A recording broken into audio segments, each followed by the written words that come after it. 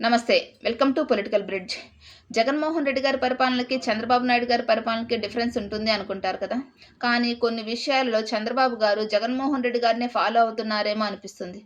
ముఖ్యంగా ప్రభుత్వ సలహాదారుల నియామకం విషయంలో. జగన్మోహన్ రెడ్డి గారు ముఖ్యమంత్రిగా ఉన్న సమయంలో దాదాపుగా 40 మంది పైగా వ్యక్తుల్ని ప్రభుత్వ సలహాదారులుగా నియమించుకున్నారు. వీళ్ళల్లో ఎక్కువగా జగన్మోహన్ రెడ్డి గారి సామాజిక వర్గానికి చెందిన వాళ్ళు కూడా ఉన్నారు. అంతేకాదు రాజకీయ నిరుద్యోగుల్ని ప్రభుత్వ సలహాదారులుగా నియమిస్తుంటారు అనే ఒక విమర్శ కూడా ఉంది. వీళ్ళకి లక్షల్లో శాలరీస్ ఉంటాయి. అంతేకాదు క్యాబినెట్ ర్యాంక్ కల్పిస్తారు. ప్రభుత్వం నుంచి కార్లు, ప్రోటోకాల్ మొత్తం లభిస్తుంది. వీళ్ళందరూ ప్రభుత్వానికి సలహాలివ్వడానికి నియామకం అవుతారు కదా! మరి ప్రభుత్వానికి ఏం సలహాలిస్తారు? అసలు ఏ శాఖలో వీళ్ళు సలహాలిస్తారు? వీళ్ళ సలహాల వల్ల రాష్ట్రానికి ఏమన్నా ఉపయోగాలున్నాయా? అప్పుడు టీడీపీ వాళ్ళు జగన్మోహన్ రెడ్డి గారిని విమర్శించేవారు. వీళ్ళని ఎందుకు ఇంతమందిని సలహాదారులుగా నియమించారు? వీళ్ళిచ్చే సలహాల వల్ల రాష్ట్రానికి ఏమన్నా ఉపయోగాలున్నాయా?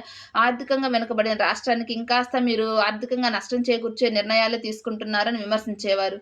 అంతేకాదు వివిధ శాఖల్లో పనిచేయడానికి, సలహాలివ్వడానికి ఐఏఎస్ ఆఫీసర్లున్నారు కదా! మరి వీళ్ళెందుకు సలహాదారులుగా నియమించుకోవడం అని చెప్పి విమర్శించేవారు కదా!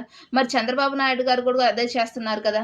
మొన్నటి వరకు 35 మంది సలహాదారులు ఉన్నారు. ఇప్పుడు తాజాగా మరో ముగ్గురిని ఆ క్యాబినెట్ ర్యాంక్‌లోకి తీసుకున్నారు. మంతెన సత్యనారాయణ గారు కానివ్వండి, కార్టూనిస్ట్ శ్రీధర్ గారు వీళ్ళందరినీ ఈ సలహాదారులుగా నియమిస్తూ ఉత్తర్వులు కూడా జారీ చేశారు.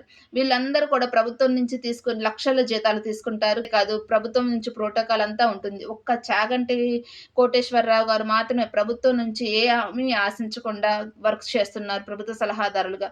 మిగతా వాళ్ళందరూ ప్రభుత్వం నుంచి వచ్చే జీతాలన్నీ తీసుకుంటున్నారు. చాలామంది వీళ్ళల్లో వాళ్ళ కెరియర్‌లో చాలా ఉన్నత స్థాయికి వెళ్ళిన వాళ్ళు కూడా ఉన్నారు. మరి వీళ్ళందరూ అసలు ఏ శాఖలో సలహా ఇస్తారు? ఎందుకు ఇంతమంది సలహాదారులను చంద్రబాబు నాయుడు గారు నియమించుకోవడం? 2 ప్రభుత్వాలు ఒకేలాగా ఉన్నాయి సలహాదారుల నియమించుకోవడం విషయంలో. మీరేమంటారు? కామెంట్ చేయండి. వీడియో నచ్చితే లైక్ చేయండి, షేర్ చేయండి, సబ్స్క్రైబ్ చేయండి.